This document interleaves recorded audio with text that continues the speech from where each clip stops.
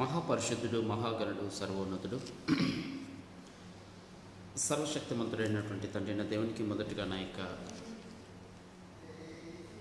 కృతజ్ఞతలు తెలియజేసుకుంటున్నాను.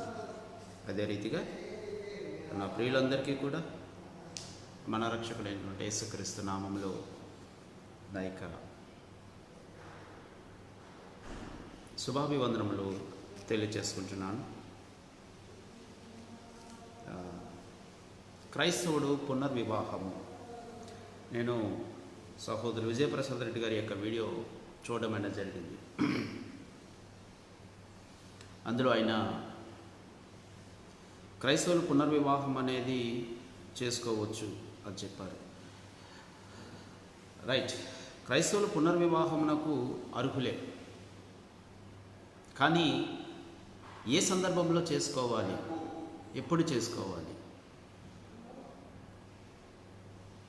ఈ విషయం మీద అయితే నిన్న వీడియోలో క్లారిటీ అనేది ఇవ్వలేదు. ఆయన చేసుకోవచ్చు అని చెప్పేశారు తప్ప కానీ అది ఏ సందర్భంలో చేసుకోవాలి, ఎప్పుడు చేసుకోవాలి అనే దాని మీద అయితే ఆయన క్లారిటీ ఇవ్వలేదు. ఆయన ఏమన్నారంటే భర్త విడిపోయిన తర్వాత వేరొకరిని వివాహం చేసుకున్న తర్వాత వివాహం చేసుకోవచ్చు అని చెప్పారు. అయితే దానికి ఒక పద్ధతి అంటూ ఉంది. సో దాని మీద బైబిల్ ఏం చెబుతుంది? ఒక భారతీయునిగా భారత రాజ్యాంగ చట్టం అనేది ఏం చెప్తుంది? వీటన్నింటిని కూడా ఒక క్రైస్తవుడు ఆలోచన చేసే ఏదైనా సరే ముందుకు కొనసాగాలి. ఏదో భార్య విడిచిపెట్టేసింది కాబట్టి, లేదా భర్త విడిచిపెట్టేశాడు కాబట్టి రెండో వివాహం చేసుకోవచ్చు, ఎలాంటి తప్పు లేదు అని అనుకుంటే చేసుకోవచ్చు, తప్పు లేదు. కానీ నువ్వు నమ్మేటువంటి జీవగ్రంథము దాని గురించి ఏం చెప్పింది? ఒక భారతీయునిగా భారత రాజ్యాంగం అనేది ఏం చెప్పింది, చట్టాలు ఏం చెప్పాయి, వీటన్నింటిని కూడా ఒకసారి ఆలోచన చేసుకోవాలి. వీటన్నిటిని కూడా పరిగణలోకి తీసుకోవాలి. ఏదో మన కోరికలు తీరలేదనో, లేకపోతే మన వ్యామోహాలు తీరలేదనో, మన ఇష్టానుసారమైన రీతిగా మనం ఎప్పుడు కూడా ఆలోచన చేయకూడదు. ఒక క్రైస్తవునిగా, ఒక భారతీయునిగా వివాహ బంధానికి విలువ ఇచ్చేటువంటి ఏ ఒక్కరైనప్పటికీ, వాళ్ళు క్రైస్తవులైనా అన్యులైనా ఎవరైనప్పటికీ కూడా వివాహ బంధానికి విలువ ఇచ్చేటువంటి వారు ఎప్పుడు కూడా ఆ వివాహ బంధాన్ని అబాసుపాలు చేయరు. అంటే భార్య భర్తలు అన్న తర్వాత చిన్న చిన్న గొడవలు వస్తుంటాయి.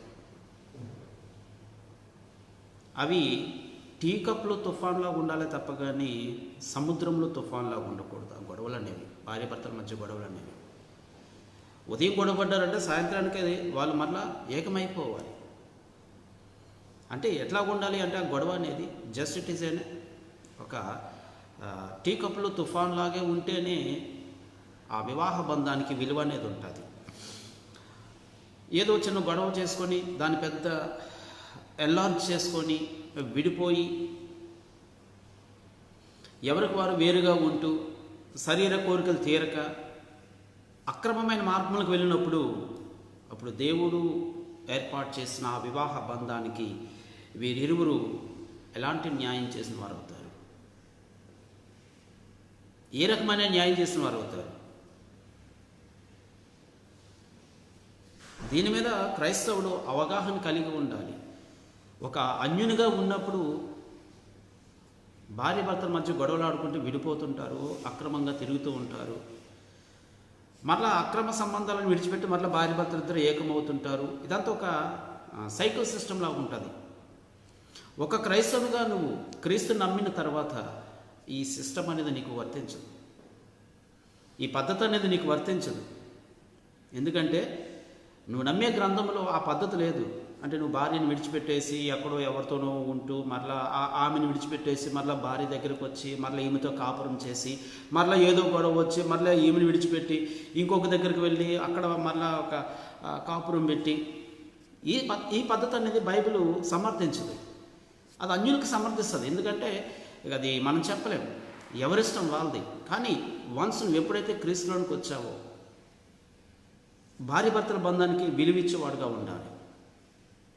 ప్రతి చిన్నదానికి పెద్దదానికి కోప్పడుతూ తగాదాలు పెట్టుకుంటూ అదేదో విడిపోయే వరకు తెచ్చుకొని విడిపోయి ఎవరి దారి వాళ్ళు చూసుకుంటే అక్కడ నువ్వు వివాహ బంధాన్ని అవమానపరిచిన వాడివి.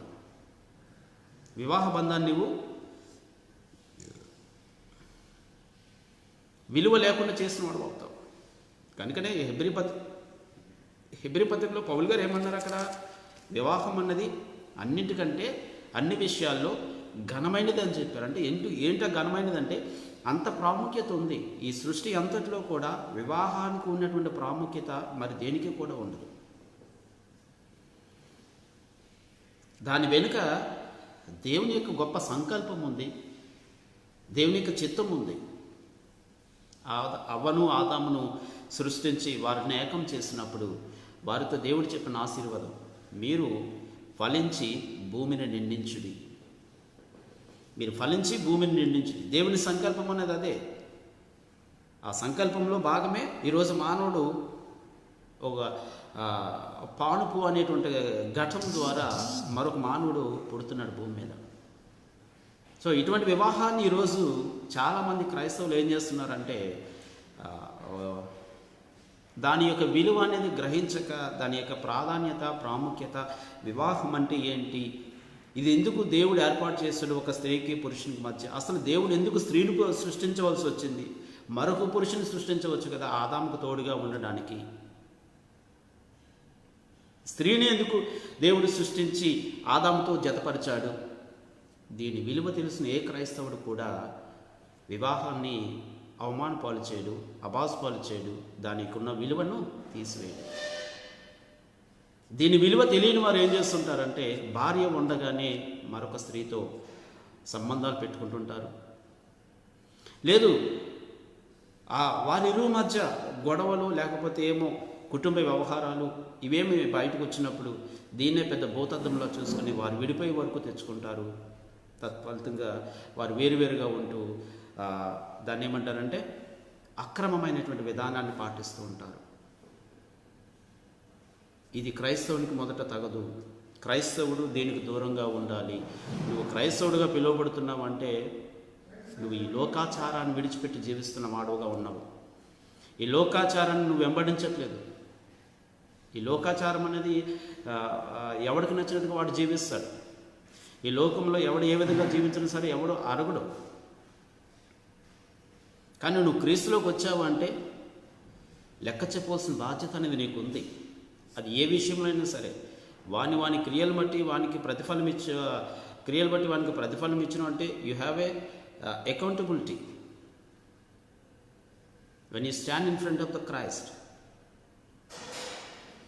you are the accountability. You have to submit your account to the Jesus and you have to take that result. అంటే ఒక బాధ్యత అనేది నీకు ఏర్పడుతుంది ఎప్పుడైతే క్రీస్తులోకి వచ్చావో. ఆ బాధ్యతను గుర్తెరిగి నువ్వు ఈ యొక్క భూమి మీద బ్రతకాలి. వివాహం అనే దానికి ఒక గొప్ప ప్రాముఖ్యత అనేది గ్రంథంలో ఇవ్వబడింది. ధర్మశాస్త్రము కూడా వివాహానికి ఎంత ప్రాముఖ్యతనిచ్చాడంటే దావీదు చేసిన తప్పుకి దావీదు ఎంత శిక్ష అనుభవించాడో మనందరికీ తెలిసిందే.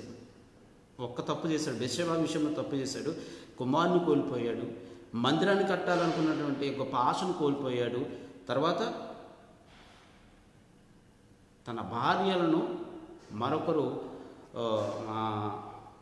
తన కుమారులతో తన ఉపపత్నులను అప్పగించడం అనేది జరిగింది. అంటే దావీదు చేసిన తప్పేంటి? ఊరియా భార్య అంటే మరొకరి యొక్క భార్యను అతను ముట్టడం వల్ల దావీదు చేసిన తప్పది.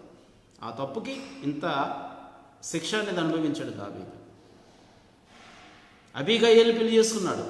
అది ఎప్పుడు చేసుకున్నాడు? అతని భర్త చనిపోయిన తర్వాత అబీగయీలు పెళ్లి చేసుకున్నాడు. కానీ బెత్షెబాతో తప్పు చేసిన తర్వాత భర్తను చంపించాడు. అంటే ధర్మశాస్త్రం అనేది వివాహానికి ఎంత ప్రాముఖ్యతనిచ్చిందో ఒకసారి ఆలోచన చేసుకోవాలి. ఈ వివాహానికి ఎంత ప్రాముఖ్యం ఉంది కాబట్టి ఈ రోజుకి కూడా భార్య భర్తలు అంటే ఒక విలువ అనేది ఉంది సమాజంలో. వివాహానికి విలువ లేదనుకోండి, ఈరోజు పెళ్లి చేసుకునే రేపే విడిపోతాం, ఎల్లుండి ఇంకొకరిని పెళ్లి చేసుకుంటాం. ఎందుకంటే we are not giving the we are not giving value to that marriage. వివాహానికి విలువ అనేది ఇవ్వలేనప్పుడు ఈరోజు చేసుకునే రేపు విడిపోతాం, మళ్ళీ రేపు ఎల్లుండి ఇంకొకరిని చేసుకుంటాం. ఆ తర్వాత వారిని విడిచిపెట్టి ఇంకొకరిని చేసుకుంటాం. అంటే వివాహానికి విలువ అనేది ఇవ్వలేనప్పుడు, వివాహానికి విలువ అనేది ఇచ్చినప్పుడు మార్కు సువార్త 10వ అధ్యాయంలో యేసుక్రీస్తు వారు అంటారు. మార్కు సువార్త 10వ అధ్యాయము 5వ వచనము. అంటే ఇక్కడ మాట్లాడుతున్నప్పుడు 1వ వచనం చూసుకున్నట్లయితే, ఆయన అక్కడి నుండి లేచి యూదయ ప్రాంతమునకు యోర్దాను అద్దరికిని వచ్చిన జనసమూహం తిరిగి ఆయన ఎద్దకు కూడి వచ్చిరి. ఆయన తన వాడుక చొప్పున వారు మరలా బోధించుచున్న పరిసయులు ఆయన ఎద్దకు వచ్చి ఆయనను శోధించుటకు, పురుషుడు తన భార్యను విడనాడటం న్యాయమా అని అతను అడిగారు. అందుకు ఆయన, మోషే మీకేమన్నా ఆజ్ఞాపించిన వారిని అడిగాను. వారు పరిత్యాగ పత్రిక వ్రాయించి ఆమెను విడనాడవలనని మోషే సెలవిచ్చినని చెప్పగా, యేసు, మీ హృదయ కాఠిన్యమును బట్టి అతడి ఆజ్ఞ మీకు వ్రాసిచ్చాను. కానీ అంటే ఏంటి? అసలు వివరణ అనేది కింద నిస్తున్నాడు. మీ హృదయ కాఠిన్యమును బట్టి మోషే ఆజ్ఞ మీకు ఇచ్చాడు, కానీ అసలు వాస్తవం ఏంటన్నది కింద వివరిస్తున్నాడు. ఏంటి? సృష్టి ఆది నుండి దేవుడు వారిని పురుషుని గాను స్త్రీని గాను కలుగజేశాను.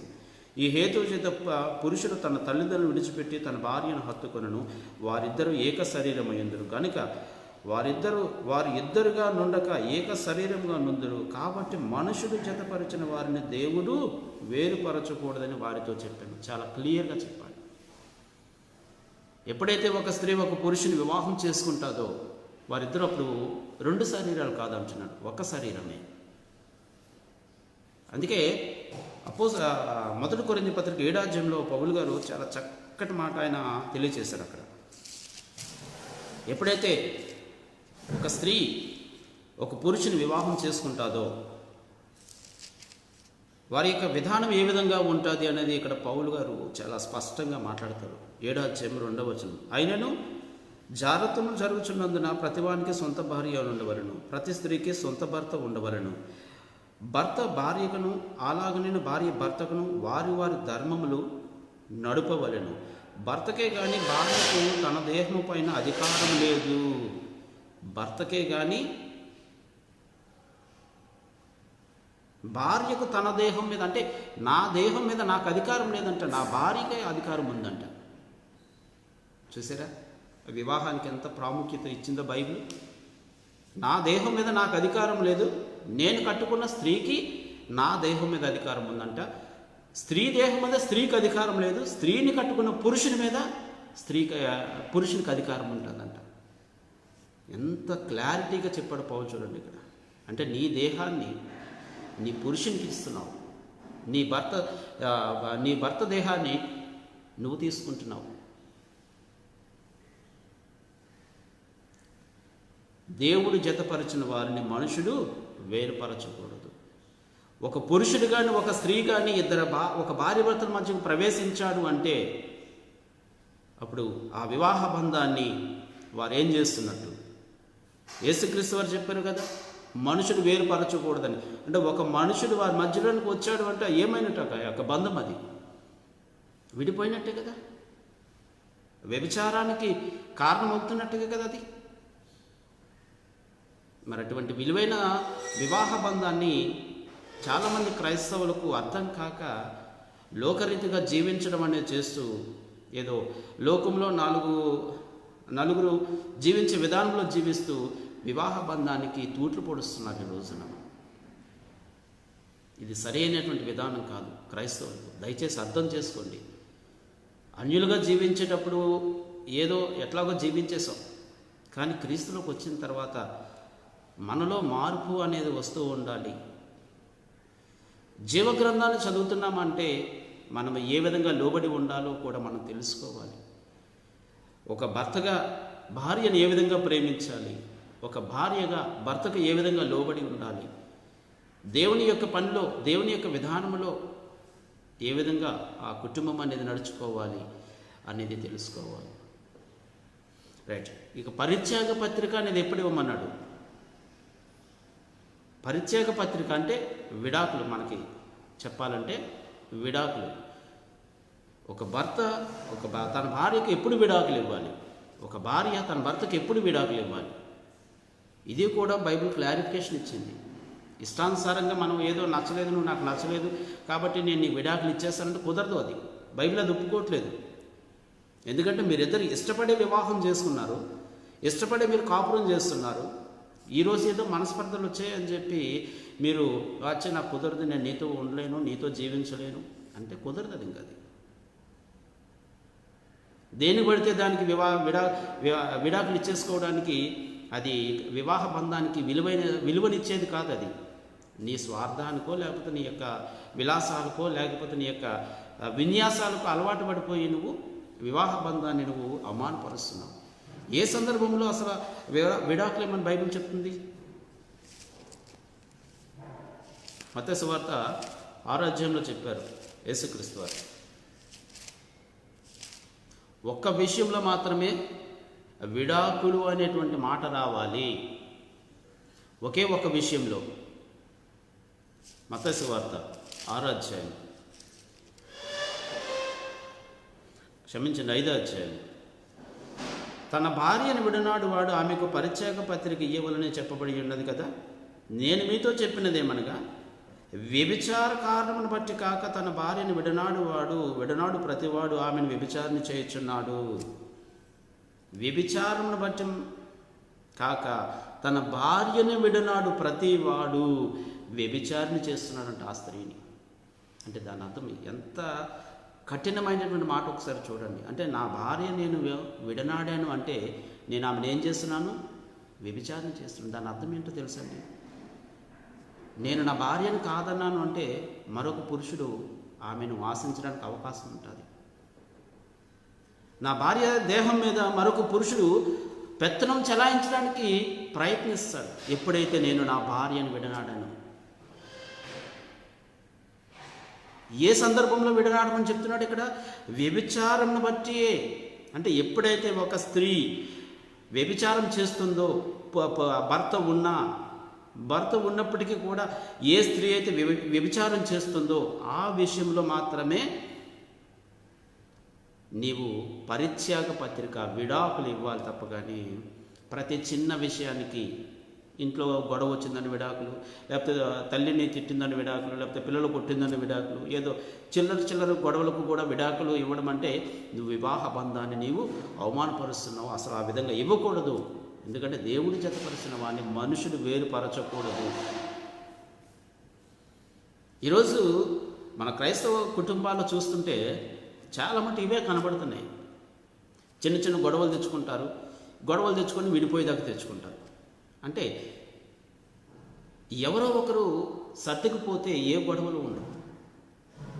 భార్య భర్త మధ్య సహజం గొడవలు వస్తాయి, రాకుండా ఉండవు నేను చెప్పను. ఎందుకంటే నాకు పెళ్ళయింది, నా భార్యకు నాకు కూడా గొడవలు వస్తుంటాయి.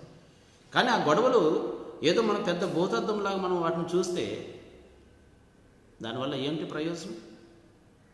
అప్పుడు నువ్వు ఏ విధంగా నువ్వు దేవునికి లోబడిన వాడుగా ఉంటావు? అప్పుడు ఏ విధంగా నువ్వు స్త్రీ దేవునికి లోబడినట్టుగా ఉంటుంది? అంటే నటించడానిక? సమాజంలో క్రైస్తవులు నటించడానికి, ఇంటి దగ్గర ఏమొచ్చి గొడవలు పడడానికినా? ఇదేనా మనం బైబిల్ చదువు నేర్చుకునేది? ఈ విధంగానే మన బైబిల్ చదువుతున్నామా? అంటే కేవలం ఏదో బైబిల్ చదువుతున్నాం అని చెప్పుకోవడానికి మనం బైబిల్ చదువుతున్నాం? బైబిల్ చదువుతున్నామంటే దానిలో ఉన్నటువంటి విషయాలను మనం అర్థం చేసుకునేలా చదవాలి. భార్యాభర్తల బంధం అనేది బైబిల్ ఎంత విలువించిందంటే మరొక మనుషుల మధ్యలోకి రాకూడదని చెప్తుంది బైబిల్. ఒక పురుషుడు ఒక స్త్రీ ఒకసారి వివాహమైన తర్వాత వారి మధ్యలోనికి ఏ మనుషుడు రాకూడదు. అదే అంటున్నాడు యేసుక్రీస్తు, దేవుడు జతపరిచిన వారిని మనుషుడు వేరుపరచకూడదు. అంటే the man cannot enter between the couple. He doesn't have authority to enter between the couple and in among the couple. ఇది మనం తెలుసుకోవాలి. ఈరోజు ఏదో మన కోపం మీద మన భర్త మీద చిరాకు పడుతుంటాం, లేకపోతే భార్య మీద చిరాకు పడుతుంటాం. ఆ చిరాకు అనేది టీ కప్పులో తుఫాన్లాగా ఉండాలి. ఎఫెసీ పత్రికలో అంటాడు కదా, కోపపడుడి కానీ పాపము చేయొద్దు అంటాడు. సూర్యుడు అస్తమించే వరకు మీ కోపం నిలిచి ఉండకూడదు అంటాడు ఎఫెసీ పత్రికలో. సో అంటే సహజంగా మానవునికి కోపం అనేది వస్తుంటుంది. అయితే ఆ కోపం అనేది ఎట్లా ఉండాలి? ఇట్ ఈజ్ లైక్ ఏదో వచ్చిందా పోయిందా అన్నట్టుగా ఉండాలి తప్ప కానీ అదేదో ఆ కోపాన్ని మనం ఏదో ఒక పగలాగా మనం పెంచుకోకూడదు. ఎందుకంటే నరుని కోపము దేవుని నీతిని నెరవేర్చదు. ఈరోజు నా భార్య మీద కోపపడి ఏదో అది రోజుల తరబడి ఆ కోపం అనేది ఉంటే ఇప్పుడు నేను దేవుని నీతిని ఏ విధంగా నెరవేర్చిన వాడు అవుతాను? ఏ విధంగా నేను దేవుని నీతిని సంపూర్తి చేసిన వాడిని అవుతాను? నరుని కోపము దేవుని నీతిని నెరవేర్చదని చెప్పిందంటే మరి నేనేమో సంవత్సరాల తరబడి రోజుల తరబడి నేను నా భార్య మీద కోపంతో ఉంటే నేను దేవుని నీతిని నెరవేర్చిన వాడిని అవుతానా? లేదు. ఒక స్త్రీ తన భర్త మీద సంవత్సరాల తరబడి రోజుల తరబడి కోపంతో ఉంటే దేవుని నీతిని నెరవేర్చినటువంటి స్త్రీగా ఉంటుందా? అది మనంగా ఆలోచన చేసుకోవాలి. ఎవరో వచ్చి మనకు చెప్పరు, ఎవరో వచ్చి మనం సరిచేయరు. మనకు జీవగ్రంథం అనేది మన దగ్గర ఉంది. ఈ జీవగ్రంథం చదువుతున్నటువంటి క్రైస్తవుడు ఒకసారి ఆలోచన చేసుకోవాలి. చదువుతున్నాడంటే అందులో ఉన్నటువంటి విషయాన్ని అర్థం చేసుకోవాలి. నువ్వు పరిత్యాగ పత్రిక అనేది ఎప్పుడు ఇవ్వాలి? వ్యభిచార కారణమును బట్టి మాత్రమే. అంటే ఒకవేళ ఏ పురుషుడైనా ఏ స్త్రీ అయినా సరే వివాహమైన తర్వాత వ్యభిచారం చేస్తున్నట్టుగా నీకు సాక్ష్యాలు అనేవి నీ దగ్గర ఉంటే ఖచ్చితంగా ఆ టైంలో నువ్వు నీకు ఇష్టం లేకపోతే నీ భార్యకో నీ భర్తకో విడాకులు ఇవ్వచ్చు. మిగతా ఏ విషయంలో కూడా విడాకులు ఇవ్వకూడదు అంటున్నాడు. ఒక వ్యభిచార విషయంలో మాత్రమే విడాకులు. ఎందుకంటే నువ్వు వన్స్ మరొక స్త్రీకి లేదా మరొక పురుషునికి నీ దేహాన్ని అప్పగించావు అంటే నువ్వు వ్యభిచారం చేసినట్టుగానే. ఏమన్నాడు పౌలు? భర్త యొక్క శరీరం మీద భర్తకు అధికారం ఉండదు, భార్యకే ఆ శరీరం మీద అధికారం ఉంటుంది. మరి ఆ భార్యకే అధికారం ఉన్నప్పుడు వేరొక స్త్రీకి నీ శరీరం మీద ఏ విధంగా అధికారం ఇస్తావు? నువ్వు అధికారం ఇచ్చావు అంటే ఏం చేస్తున్నావు? వ్యభిచారం చేస్తున్నావు నీ భార్యను. ఒక స్త్రీగా నీ శరీరం మీద నీ భర్తకే అధికారం ఉంటుంది, కాకుండా మరొక పురుషునికి నీ శరీరం మీద అధికారం ఇచ్చావు అంటే నువ్వు వ్యభిచారం చేసిందని అవుతావు, నీ భర్తను వ్యభిచారం చేస్తున్నావు. ఇది మనకు అర్థం కాదు. ఈ మాటలు మనకు అర్థం కావు. మనం ఏదో వింటాము, వదిలేస్తాము, అయిపోయింది. ఏదో ఈ చెవితో వింటాము, ఈ చెవితో వదిలేస్తుంటాం. చెమిటివాడి ముందు శంఖం ఊదినట్టుగా అయిపోయింది ఈరోజు చాలామంది క్రైస్తవులు. వింటుంటే అనేక బోధలు వింటుంటే అనేక మంది గొప్ప గొప్ప బోధకులు చెప్తుంటారు ఈ ప్రసంగాలు. కానీ ఏంటో పేదరాశి పెద్దమ్మ కథల్లాగా వింటాము తప్ప కానీ అది కథలాగే చూస్తున్నాం తప్ప కానీ ఇది నిజమైనటువంటిది నా జీవితానికి ఉపయోగపడేటువంటి గొప్ప మేలుకరమైనటువంటి విషయాలు అని మనం గ్రహించాం. ఒక్క వ్యభిచార విషయంలోనే విడాకులు ఇమ్మని బైబిల్ చెప్తుంటే, ఒక వ్యభిచార విషయంలోనే భార్య భర్తలు వేరవ్వాలని వాక్యం చెబుతుంటే ఈరోజు ఈ భార్య భర్తలు, క్రైస్తవులు ఉన్న భార్య భర్తలు ప్రతి చిన్న విషయాన్ని కూడా వేరైపోతున్నారు. అంటే ఈగోలు, అహంకారాలు, గర్వాలు. నేనంటే నేను హెచ్చులో ఉండాలి, నా భార్య కంటే నేనే హెచ్చులో ఉండాలి, లేదు నా భర్త కంటే నేనే హెచ్చులో ఉండాలి. ఈ హెచ్చు తనం అనేదే భార్య భర్తల మధ్య దూరాన్ని పెంచుద్ది. ఎవరో ఒకరు సరిదిద్దుకొని సమర్థించుకుంటూ పోతే ఎక్కడ కూడా ఎలాంటి సమస్యలు రావు. ఇది ప్రతి భార్య భర్తలు కూడా తెలుసుకోవాలి. ప్రతి భార్య భర్తలు కూడా వారి మధ్య ఉన్నటువంటి బంధాన్ని బలపరుచుకోవాలి. ఇది ప్రతి చిన్నదానికి పెద్దదానికి గొడవ పడుతూ విడిపోవడం అంటే నువ్వు దేవుని యొక్క సంకల్పాన్ని నెరవేర్చినటువంటి దానం కావు, దేవుని సంకల్పం నెరవేర్చేటువంటి పురుషుడు కావు. కేవలం నీ స్వార్థం కొరకో లేకపోతే నీ ఇష్టం కొరకో నువ్వు చేస్తున్నట్టుగానే ఉంటుంది అక్కడ.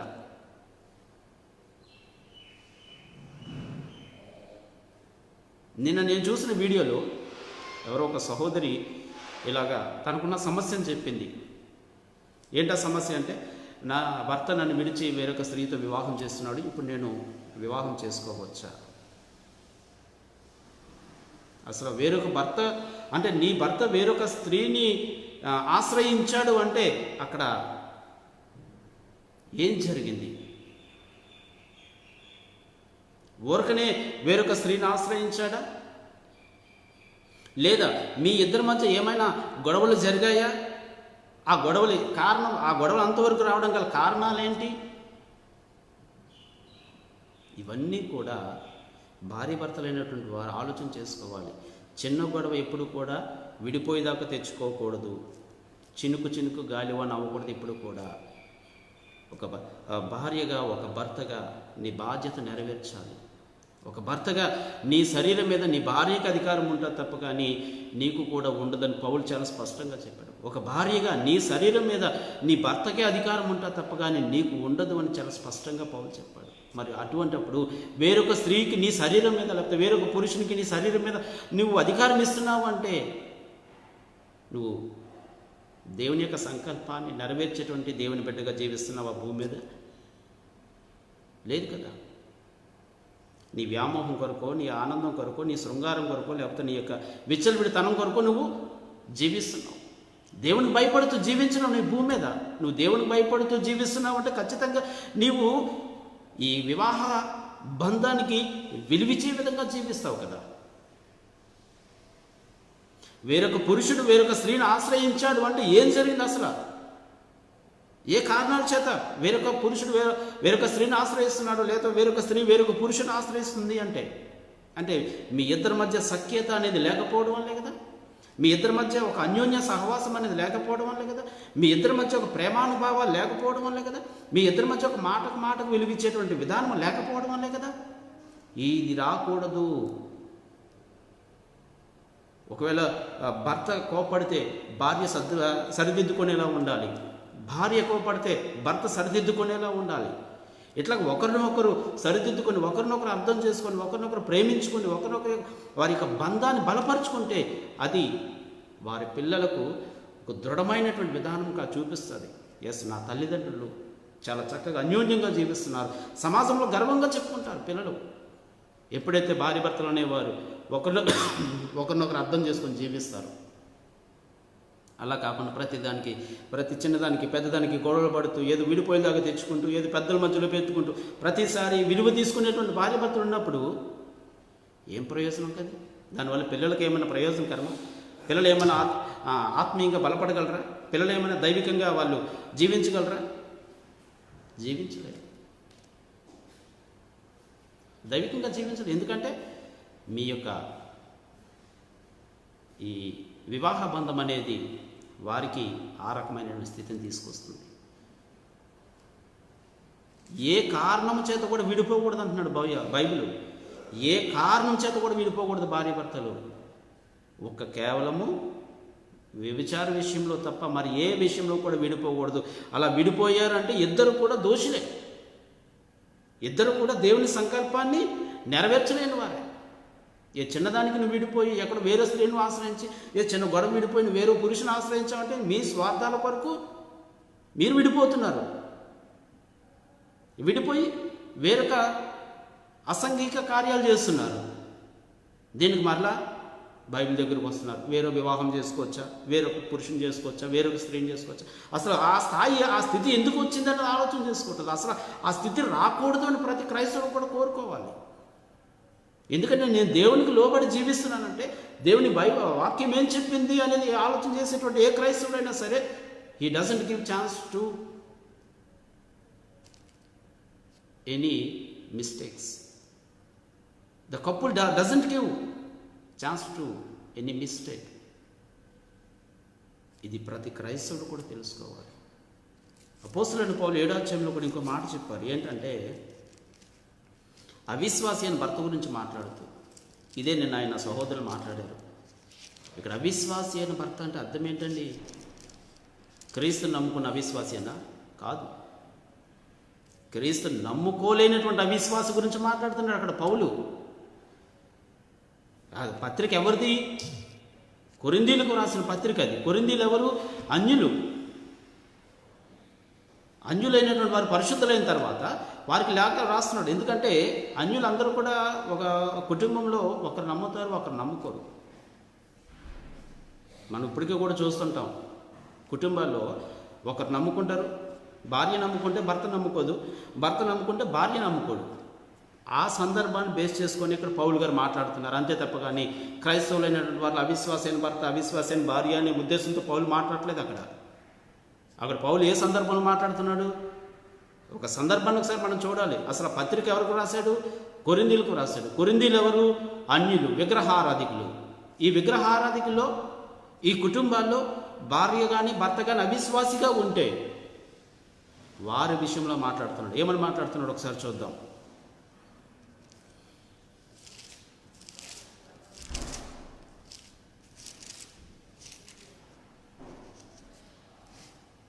పదమూడవ వచనం. మరియు ఏ స్త్రీకైనా అవిశ్వాసి అయిన భర్తయుండి అంటే ఏంటి? క్రీస్తుని ఎరుగనటువంటి భర్త ఎవరైనా ఉంటే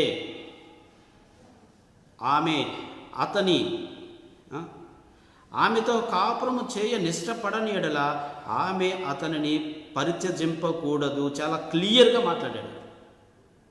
అవిశ్వాసి అని భర్త ఉన్నప్పటికీ ఆ భర్త ఆ స్త్రీతో, విశ్వాసి అయిన భార్యతో కలిసి కాపురం చేయడానికి ఇష్టపడకపోయినప్పటికీ కూడా విడిచిపెట్టకూడదు అంటున్నాడు ఆ స్త్రీ ఆ భర్తను, ఆ భార్య ఆ భర్తను. నీ భార్య నీతో ఉండడానికి ఇష్టం లేకపోయినప్పటికీ కూడా నువ్వు విడిచిపెట్టకూడదు. ఎందుకంటే వివాహ బంధం అది, దేవుడు ఏర్పాటు చేసిన బంధం అది, మనుషులు ఏర్పాటు చేసింది కాదు కదా. ఎప్పుడు పడితే అప్పుడు విడిపోవడానికి దేవుడు ఏర్పాటు చేసిన ఆదిలో ఆదామును సృష్టించి ఒక బంధాన్ని ఏర్పాటు చేశాడు. ఆ బంధమే ఈ రోజుకి కూడా కొనసాగుతుంది.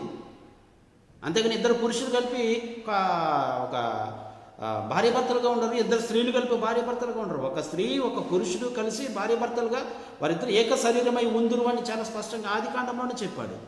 సో కనుక ఏమంటున్నాడు? అవిశ్వాసి అయిన భర్త నీతో కాపురము చేయడానికి ఇష్టపడకపోయినప్పటికీ కూడా నువ్వు అతన్ని విడిచిపెట్టకూడదు. ఇంకేమన్నాడు?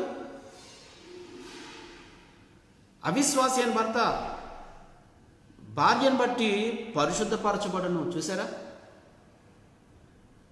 ఎంత చక్కగా మాట్లాడాడు పౌలు. అవిశ్వాసి అయిన భర్త భార్యను బట్టి పరిశుద్ధపరచబడతాడంట. మరి నువ్వేం చేస్తున్నావు? ఏదో కోపానికి వెళ్ళిపోయి లేకపోతే చిన్న చిన్న విషయాలకు ఏదో పెద్దవి చేసుకొని భర్తను విడిచిపెట్టేయాలను, భార్యను విడిచిపెట్టేయాలను నిర్ణయం చేసుకుంటున్నావు, విడిపోతున్నావు, నువ్వే వేరే కాపురం పెడుతున్నావు. కొంతకాలానికి నీవే ఒక శరీర కోరికలు అనేవి ఏర్పడుతున్నాయి. వెంటనే నువ్వు కూడా ఒక తప్పుటడుగు వేస్తున్నావు వ్యభిచారం చేయటానికి. ఎందుకు అంత అవకాశం ఇవ్వడం? దేనికి? చిన్న తప్పును నువ్వు ఒక పెద్ద భూతత్వం చేసి పెద్ద తప్పుగా క్రియేట్ చేసుకొని కుటుంబము భార్య భర్తలు విడిపోయే వరకు తెచ్చుకొని ఆ భర్త వేరుగా భార్య వేరుగా ఉంటూ కొంతకాలానికి శరీర కోరికలు అనేవి ఉంటాయా? నేను నా భార్యను దూరంగా పెట్టేశాను కాబట్టి నేను నిగ్రహశక్తి కలిగి ఉంటానంటే అవ్వదు. శరీరం ధరించుకున్న ఏ మానవుడు కూడా నిగ్రహశక్తి అంటే చాలా, అది ఎక్కడో 100కో 1,00,00,000కో ఒకరు ఉంటారు నిగ్రహశక్తి కలిగి ఉన్నటువంటి పురుషులు కానీ స్త్రీలు కానీ. సహజంగా అది కష్టం. కనుకనే ఆ వ్యభిచారం అనేది జరగకూడదనే దేవుడు వివాహ బంధాన్ని పెట్టాడు. ఏమంటుండే ఇక్కడ కొరింథీలో? అవిశ్వాసిన భర్త ఉన్నాడల అతను విడిచిపెట్టకూడదు. ఎందుకంటే నీ విశ్వాసం వల్ల అతడు పరిశుద్ధపరచబడతాడు. దట్ మీన్స్ కొంతకాలానికి నీ విశ్వాసం బట్టి అతనిలో మార్పు అనేది రావడానికి అవకాశం ఉంటుంది. అతడు అవిశ్వాసి అయినంత మాత్రాన అతడు ఏదో నిన్ను విడిచిపెట్టాలనేటువంటి కోరిక అతనికి ఉన్నప్పటికీ కూడా you shouldn't allow him to leave you.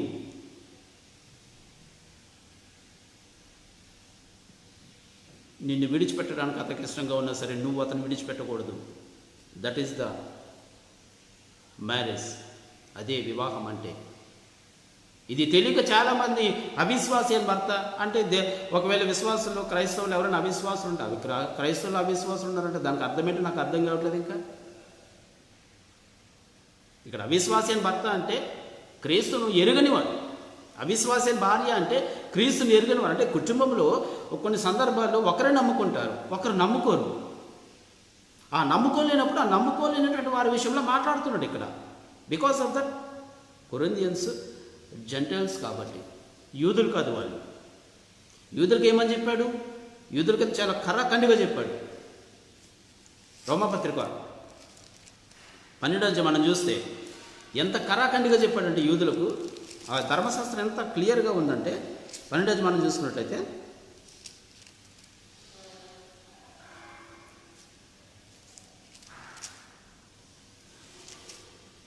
క్షమించండి, రోమపత్రిక 7వ అధ్యాయం. సహోదరులారా, పురుషుడు బ్రతికి ఉన్నంత కాలమే ధర్మశాస్త్రం అతని మీద ప్రభుత్వం చేయుచున్నదని మీకు తెలియదా?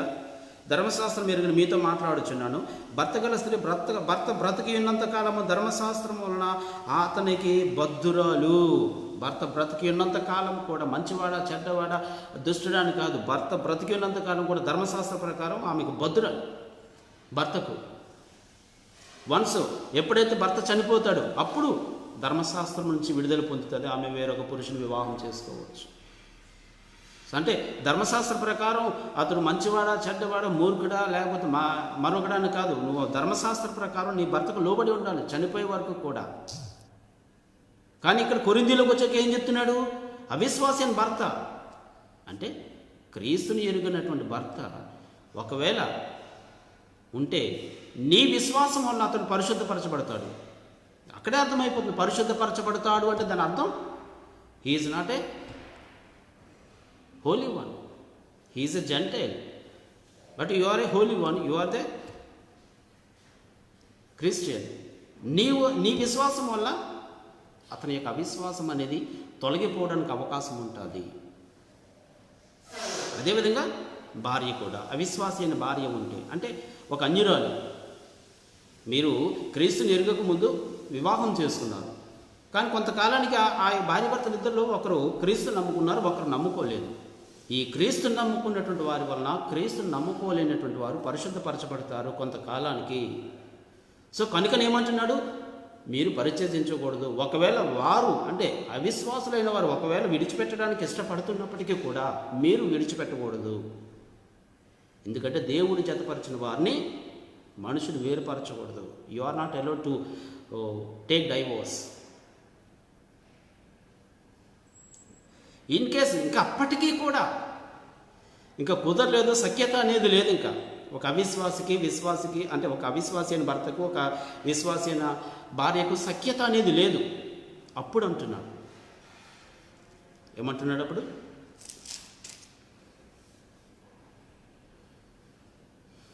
పరిశుద్ధపరచబడును. అయితే అవిశ్వాసి అయిన వాడు ఎడబాసిన ఎడబాయవచ్చును. అయితే అంటే రీజన్ చెప్తున్నాడు. ఒకవేళ నువ్వెంతగా కలిసి ఉండాలనుకున్నప్పటికీ కూడా అతను నీతో ఉండాలనుకోవడం లేదు, ఉండకపోవచ్చు. అట్టి సందర్భాలు ఏమంటున్నాడు? అట్టి సందర్భంలో సహోదరునికైనా నిర్బంధం లేదు. So let them be separate. ఒక అవిశ్వాసి అయిన భార్యతో ఉండడానికి ఇంక ఇష్టం లేదు, ఇంకా రోజు గొడవలు పడుతున్నాడు, 2-3 సంవత్సరాలు 4 సంవత్సరాలు ఇంకా అది సఖ్యత అనేది రాలేదు వారి మధ్యలో. ఆ టైంలో అంటున్నాడు పౌలు, రైట్, అవిశ్వాసి అయిన వాడు ఒకవేళ ఉండొచ్చు ఉండకపోవచ్చు, అట్టి సందర్భాల్లో నిర్బంధం లేదంటే విడిపోవచ్చు. ఇది అంటే ఒక అవిశ్వాసికి విశ్వాసికి మధ్య ఉన్న సంబంధాన్ని పౌలు ఇక్కడ చెప్తుంటే క్రైస్తవులో ఉన్నటువంటి విధానానికి ఎట్లాగా ఆపాదించేస్తున్నారు?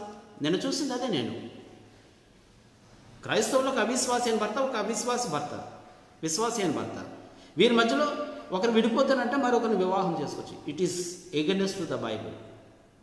ఒక్క వ్యభిచార విషయంలో మాత్రమే భార్య భర్తల మధ్య విడాకులు అనేటువంటి ఘటం రావాలి. మోర్ దెన్ దట్ అది తప్ప మరొక ఏ విషయంలో కూడా ఈ పరిత్యాగ పత్రిక అనేది రాకూడదు. వారు ఎన్ని ఇబ్బందులు వచ్చినా సరే అది సరిచేసుకొని ఏకముగా ఒక్కటిగా జీవించడం అనేది కావాలి. దేవుడు జతపరచడు, మనుషుడు వేరుపరచకూడదు. ఇంత క్లారిటీ అనేది బైబిల్ ఇక్కడ ఇస్తుంటే మన ఇష్టానుసారంగా మన కోపాలతోటో అహాలతోటో గర్వాలతోటో లేకపోతే మరొక దానితోటో నేనే పైహెచ్చులో ఉండాలి అని గర్వంతో భార్య భర్తల మధ్య గొడవలు వచ్చినప్పుడు అవి ఏదో తారాస్థాయికి మనం తీసుకువెళ్ళి విడిపోయి ఎవరిని అవమానపరుద్దామని. ఇక్కడ తారాస్థాయికి గొడవలు వెళ్ళాయంటే దాని అర్థం ఏంటి? నీ సుఖం కొరకు లేకపోతే నీ అహం కొరకు నీ గర్వం కొరకు తారాస్థాయికి తీసుకెళ్ళవు. నువ్వు నిజంగా దేవునికి భయపడి ఉంటే అంతవరకు తీసుకెళ్ళవు కదా, ఆదిలోనే ఉంచేస్తావు. సమస్య అనేది నువ్వు ఆరంభంలోనే సమస్యను పరిష్కరించేసుకుంటావు. తెగే వరకు దారం లాగు కదా. నువ్వు తెగే వరకు దారం లాగుతున్నావు అంటే దాని అర్థము నీ గర్వమో నీ అహమో లేకపోతే నీ యొక్క మరోటో.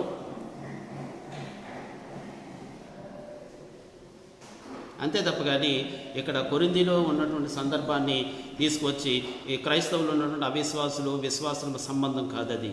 కొరింథీలో ఉన్నటువంటి సందర్భము ఒక అవిశ్వాసి అయిన భర్త అంటే క్రీస్తు నమ్ముకోలేనటువంటి భర్త, క్రీస్తు నమ్ముకున్నటువంటి భార్య, వీరి మధ్యలో చెప్తున్న సందర్భం అది. ఎందుకంటే కొరింథీలు అన్యులు కాబట్టి ఆ అన్యులు ఇప్పుడు మనకి మన గ్రామాల్లో చూస్తే మనకు అర్థమైపోద్ది,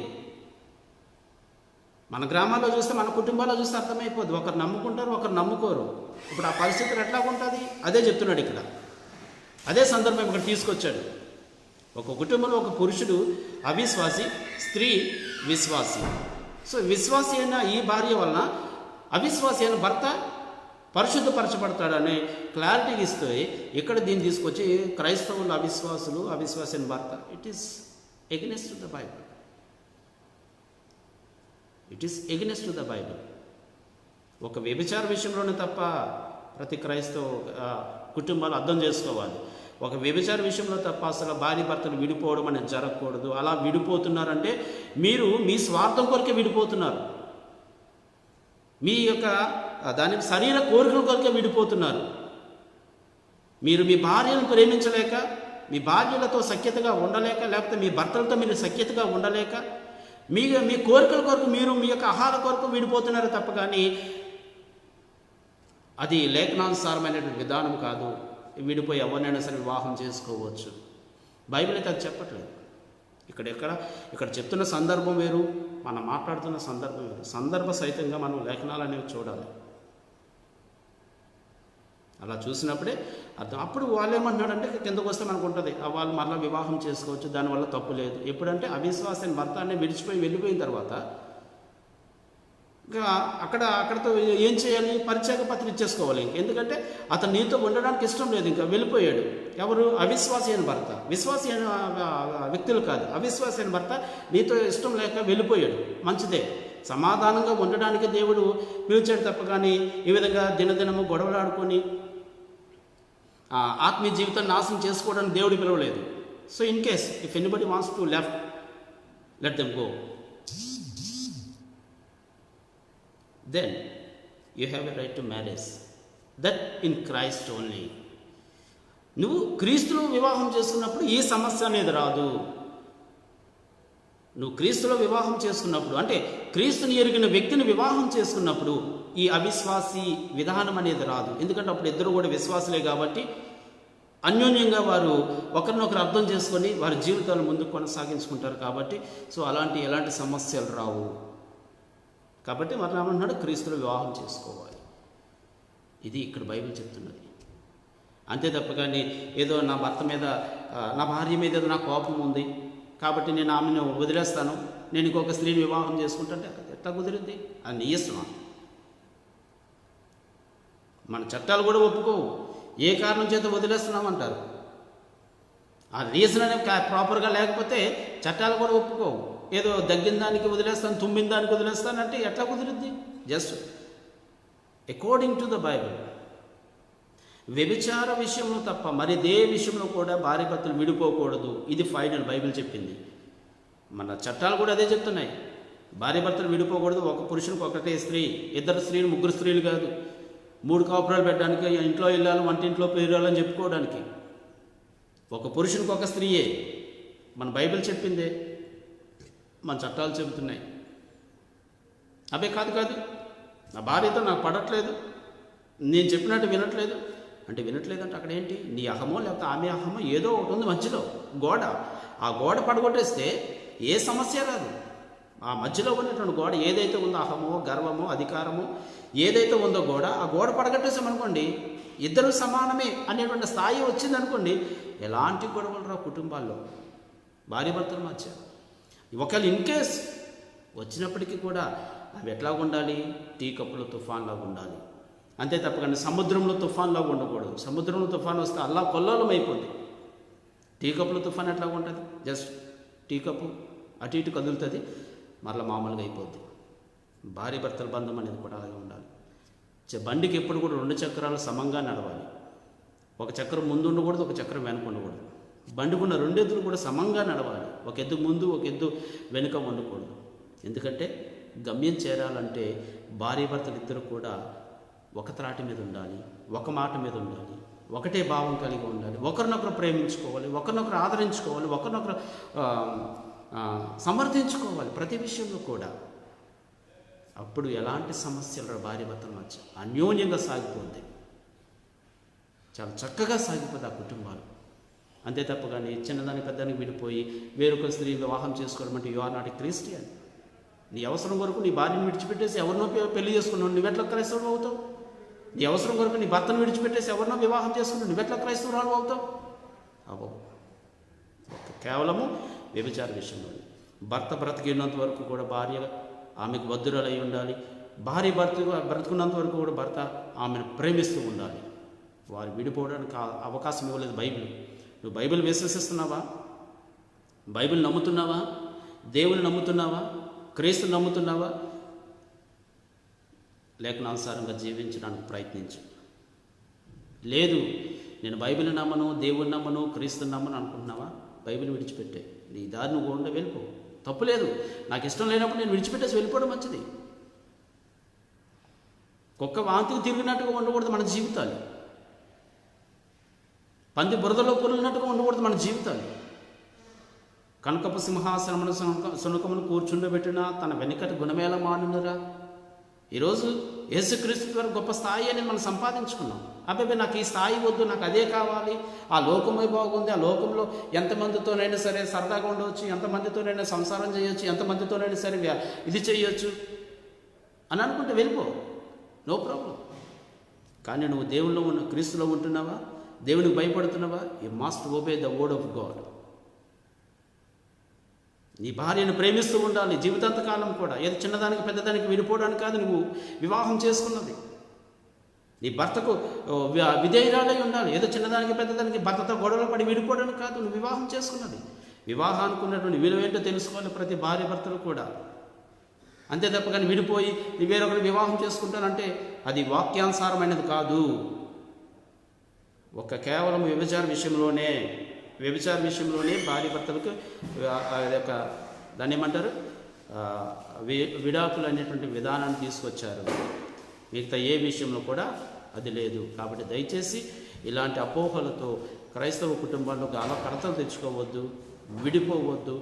జీవితాంతకాలం కూడా వన్స్ మీరు ఏకమైన తర్వాత జీవితాంతకాలం కూడా కలిసి ఉంటారని మీరు మీ భర్తలను ప్రేమించి మీ భర్తలతోటే. ఎందుకంటే నా శరీరం మీద నా భార్యకు అధికారం ఉంటుంది, నా భార్య శరీరం మీద నాకు అధికారం ఉంటుంది. వేరొక స్త్రీకి నా శరీరం మీద అధికారం ఉండదు, వేరొకరికి నా భార్య శరీరం మీద అధికారం ఉండదు. అదే వివాహ బంధం అంటే. అంత గొప్ప బంధం వివాహ బంధం.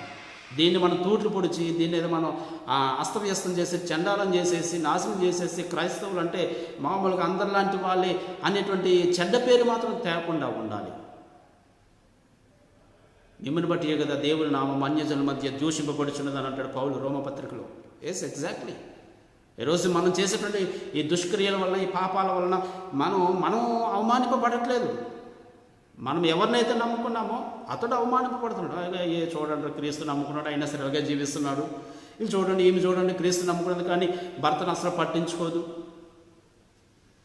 ఎవరినంటారు వాళ్ళు? ఎవరినైతే మనం నమ్ముకున్నాం వాళ్ళని తిడతారు, వాళ్ళ పేరు వస్తుంది మధ్యలోకి. సో ఇది కరెక్ట్ కాదు. దయచేసి భార్యాభర్తల బంధాన్ని అవమానపరిచే విధంగా కాకుండా దేవునికి మహిమ తెచ్చే విధంగా భార్యాభర్తలు కలిసి జీవితాంతకాలం జీవించగలని, దేవుడు జతపరిచిన వారిని మనుషుడు వేరుపరచకూడదనే సత్యాన్ని ప్రతి భార్యాభర్తలు కూడా తెలుసుకోవాలని, దయచేసి ఒక వ్యభిచారణ అనే దానికి అవకాశం అది ఇవ్వకుండా ఉండడానికే వివాహ బంధం అనేది వచ్చింది. కాబట్టి ఆ వ్యభిచారానికి దూరంగా ఉంటూ తమ సొంత భర్తలను ప్రేమించుకుంటూ తమ సొంత భార్యలను ప్రేమించుకుంటూ ఒకరినొకరు ప్రేమించుకుంటూ మీ జీవితాలను క్రీస్తులో గడుపుతారని ఆశిస్తూ అందరి దగ్గర సెలవు తీసుకుంటున్నాను. అందరికీ నా యొక్క వందనములు.